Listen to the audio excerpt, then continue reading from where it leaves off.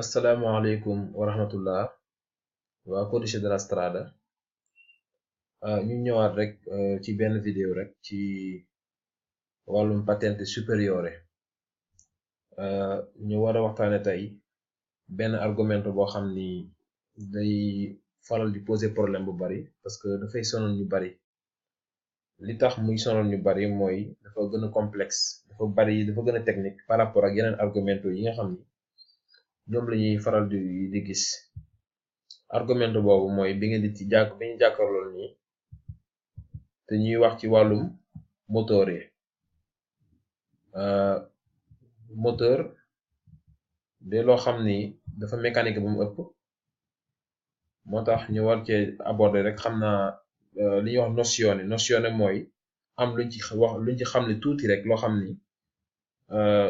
du caagi ne boo ko xamee da ngay nekk ab mécanicien wala da ngay nekk expert ci mbir mi mais da nga koy xam rek pour boo doon dawal véhicule panne nga mën a am yu tuuti yoo ci lijjanti ñu war a tàmbale ñu war a expliquer tey capitolo 11 ci li muy wax mooy nozioni sulla costruzione e il funzionamento dei motori maanaam nozione as xam-xamu tuuti ci wàllum fonctionnement construction maanaam naka lañ liggéeyee ak fonctionnement ak naka lay fonctionner moteur ak combustione interna xeetu moteur bi ñuy woowe motore ak combustione interna war nañoo xam nañ ko liggéeyee ak ni muy fonctionner des liquide yi xeetu liquide yi tamit liquide yi nga xam ne ñoo ne ci véhicule bi liquide mooy lépp loo xam ne dafa ndoxe lépp loo xam ne façon liquide la lu ci mel ni olio motore huile bi ngay def ci moteur bi liquido di raffreddamento liquide yi nga xam ne mooy seralate mooy seral moteur bi du tàng liquido lava vetri liquide yi nga xam ne mooy nettoyer vitre yi yooyu tamit et cetera ak yeneen del sistema di alimentazione del carburante ak tamit war nañoo xam tamit système bi nga xam ni mooy alimenter carburant beeg yooyu di liquido elettrico di quello elettrico maanaam ak système électrique courant bi lépp luy xeetu courant ci oto bi war nañ cee xam dara di quello di accensione ak li nga xam ne mooy taal caabi jeeg yooyu li nga xam ne mooy taal oto mooy tax boo ñëwee taal rek mu tàkk et di quello di trasmissione ak transmission mooy boo freiné oto bi taxaw boo duggale vitesse mu dugg affaire yooyu mooy système de transmission frizione cambio affaire yooyu noonu bu ci nekk danañ ci am luñ ci jàng ñu war a commencer tey ci macchine mooy lan machine bon toujours dañuy dégg ñu ne macchine porta la macchine accendi la macchine spegni la macchine mais lan mooy macchine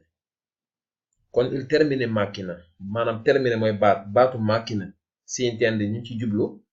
un dispositivo idoneo a trasformare l'energia in lavoro moom ñu ci jublu benn dispositivo benn appareil boo xam ne dafa idoneo maanaam dañ ko liggéey pour mu transformer mu soppi lu ñuy woowee énergie al lavoro pour énergie bi def soppeeku nekk lavoro ma jox leen ci misaal ci li nga xam ne mooy jëlee énergie yóbbu ko ci lavoro tey su ma ñëwee sama saal gis sama fauteuil bi fi ma ko tege baaxut ma bëgg ko déplacer mu jóge fa mu nekk ci point A dem ci point B loolu su ma ko doon xool nii rek du fa jóge faaw ma def benn affaire pour mu jóge fa li ma ciy def noonu mooy énergie laa ciy def sama énergie maanaam sama doole moom laa ciy def bu ko defee mu déplacer wu dem fi mu bëgg déplacement boobu muy def dem fi mu bëgg na moo tudd lavoro kon def naa ci sama doole day koy puus ko loolu mooy énergie bi ma ci def mu déplacé wu dem fi ma bëgg fa mu dem noonu na déplacement boobu mooy lavoro bi ma ci def patron bi nga xam ne moo lay embauché pour liggéey loola yow sa doole la soxla sa énergie la soxla pour nga defal ko ab lavoro kon baatu lavoro ku ne xam na ko machine tamit day mën a def inverse maanaam contraire loolu jël lavoro def ko énergie ab lavoro mu soppi ko muy énergie danañ ci dikk mu ne secondo il tipo di energia in gioco léegi nag énergie dafa bari ay façon waaw léegi nag par rapport ak tipo di énergie bi nga xam ne moom lañ soxla ñun in gioco moo xam énergie thermique la loo xam ne thermique mooy comme par exemple loo xam ne tàngaay la loo xam ne chaleur la wala énergie électrique loo xam ne électricité la courant bi yooyu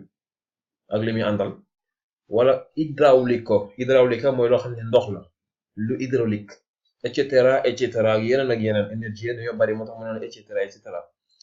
mu ne siano macchine di vario tipo macchine ay façon la ay vario tipo la mu ne ay façon yu bari la am na macchine thermiche machine thermique macchine électrique ak macchine idrauliche et cetera ak yeneen ak yeneen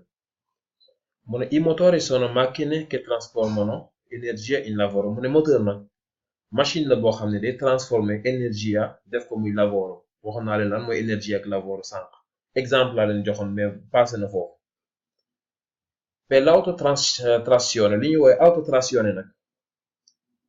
sànq nee naa leen canapé bi pour mu jógee fa mu nekkoon dem feneen da foog nga ñëw pousse ko mais dafa am lu ñuy woowee autotrazione mooy loo xam ne mooy demal boppam comme canapé bi di nekk moom di yëngatul boppam autotrazione boobu spostamento di autoveicoli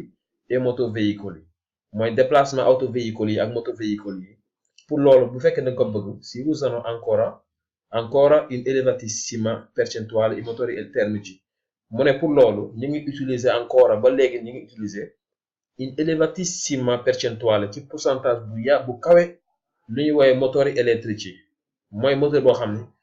ba léegi ñu ngi wut ay yeneen solution pour soppi ko mais ba léegi moom daal mu ëpp doole mooy moteur yi jël essence et gasoil loolu mooy moteur termici che hanno il vantaggio di trasportare a bordo la scorta di carburante mu ne ñoom dañoo am avantage bi ci nekk nag mooy moom day transporter ci biiram carburant comme essence benzina gasoil GPL metano dalla cui combustione deriva dell'energia da trasformare in lavoro carburant boobu ci la combustione bi di amee maanaam transformation energia yóbbu ko muy lavoro cioè lo spostamento del veicolo loolu nag transformation boobu nga xam ni mooy jël energia def ko lavoro mooy waral véhicule bi di mën a spostare di mën a déplacer wu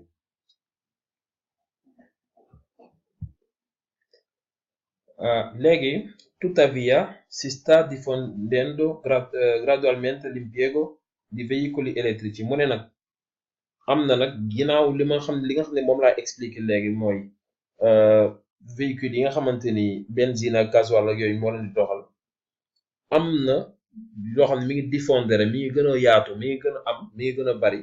mooy li ñuy woowee véhicule électrique yi véhicule yoo xam ne courant koy doxal i quali hanno lo svantaggio moom nag li nga xam ne mooy désavantage mooy li nga xam ne moo ci problème te amaguñ ci solution mooy svantaggio legato al peso e all'ingombro degli accumulatori di energia véhicule électrique yi